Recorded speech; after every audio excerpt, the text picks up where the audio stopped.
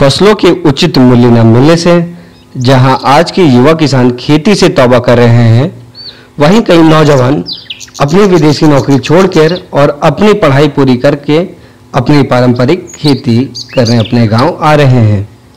दोस्तों नमस्कार, मेरा नाम है अमित श्रीवास्तव। आपका स्वागत है मेरे YouTube चैनल में इंडियन फार्मिंग।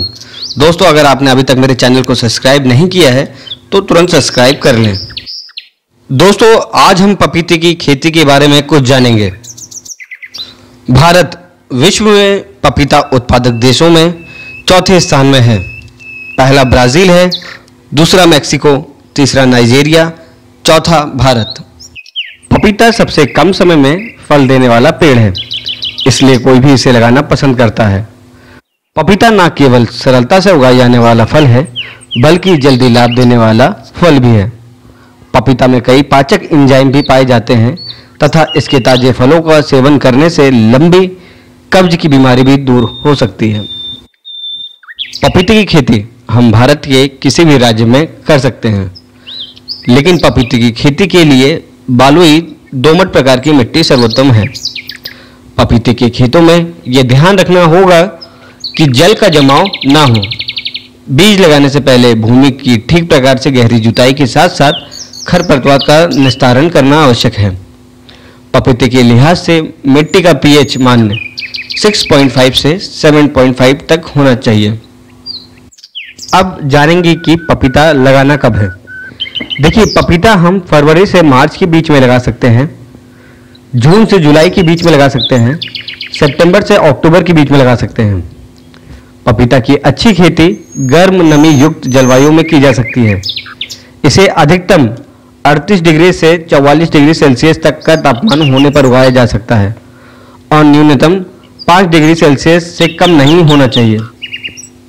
अब जानेंगे कि पपीते की कौन सी किस्म लगाएं।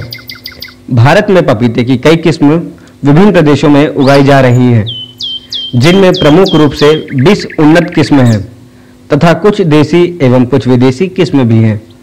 ज़्यादातर लोग रेड लेडी 86 लगाते हैं, पूषा डिलीशियस लगाते हैं, पूषा नन्हा लगाते हैं। ऐसी कई किस्म हैं। पूषा द्वार्फ लगाते हैं, जिसमें पौधा छोटा रहता है लेकिन फल जल्दी निकलते हैं। अब सवाल आता है कि हम कितनी दूरी पे लगाएं। देखिए, कई लोग तो 6x6 की दूरी पे लगाते हैं, कोई लोग 6x5 की दूरी पे लगाते हैं और कोई लोग 7x4 की दूरी पे लगाते हैं। तो आप इन तीनों में से किसी भी दूरी पे लगा सकते हैं। अब आते हैं कि निराई गुड़ाई तथा सिंचाई कब करनी चाहिए। गर्मी में 4 से 7 दिन तथा ठंड में 10 से 15 दिन के अंतर पर सिंचाई करना चाहिए। पाले की चेतावनी पर तुरंत सिंचाई करें। तीसरी सिंचाई के बाद निराई गुड़ाई करें।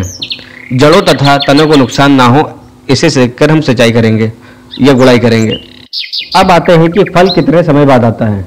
देखिए, पौधे लगाने के 9 से 10 माह बाद फल तोड़ने लायक हो जाते हैं।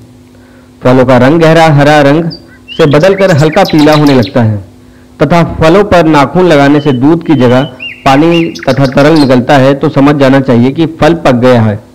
फलों को सावधानी से तोड़ना चाहिए। छोटी अवस्था में फलों की छटाई अवश्य करनी चाहिए। अब आते हैं कि हम खाद कौन सा इस्तेमाल करें अपनी पपीते की खेती में। देखिए, सबसे पहले तो ये सोचना होगा कि हम नेचुरल फार्मिंग करें, ऑर्गेनिक खेती करें या हम केमिकल डाल के करें। अगर आप ऑर्गेनिक फार्मिंग करना चाहते हैं तो आप मल्टीप्लायर टेक्निक से अपना ऑर्गेनिक फार्मिंग कर सकते हैं। पपीते की ऑर्गेनिक खेती करने के लिए अगर मल्टीप्लायर टेक्निक से करना चाहते हैं तो आप मुझे संपर्क कर सकते हैं। मैं आपको पूरी सलाह दूंगा कि कैसे ऑर्गेनिक तरीके से मल्टीप्लायर टेक्निक से आप पपीते की खेती कर सकते हैं। और अगर आप केमिकल की तरह करना चाहते हैं, केमिकल से करना चाहते हैं, तो बहुत सारे लोग बहुत अनेक प्रकार के केमिकल डालते हैं। पपीते की खेती में निमोटेड की बहुत शिकायत आती है। निमोटेड से बचने के लिए आप अपने पपीते के बगीचे में मल्टीप्लायर और ट्राइकोडर्मा का ट्रीटमेंट दे सकते हैं। और साथ ही साथ अगर आपने गेंदे का पौधा लगाया है तो आपको निमोटेड से बहुत राहत मिलेगी। देखिए, पपीते में बहुत तरह के रोग आते हैं। पत्तों का मुड़ जाना, जड़ का सड़ना, फूल का गिर जाना, फूल में गलन लगना। तो इसके लिए हमें पहले से ही तैयारी करनी होगी। अगर आप जैविक तरीके से कर रहे हैं तो आपको उसमें मल्टीप्लायर का ट्रीटमेंट हमेशा देना रहेगा। मल्टीप्लायर का ट्रीटमेंट देंगे तो आपकी बीमारी कम आएगी। और सबसे बड़ी समस्या ये आती है कि जब पाला गिरता है तो आप ऑल क्लियर का ट्रीटमेंट कर सकते हैं या कोई भी ऐसे लिक्विड का ट्रीटमेंट कर सकते हैं जिसमें सिलिकॉन ज़्यादा हो। दोस्तों, तो आज का वीडियो यहीं समाप्त करते हैं। अगर आपके मन में कुछ सवाल है तो आप मुझे कमेंट बॉक्स में पूछ सकते हैं। मेरी वीडियो अगर आपको अच्छी लगी है तो इसको लाइक करें, मेरे चैनल को सब्सक्राइब करें और ये वीडियो आगे शेयर करें।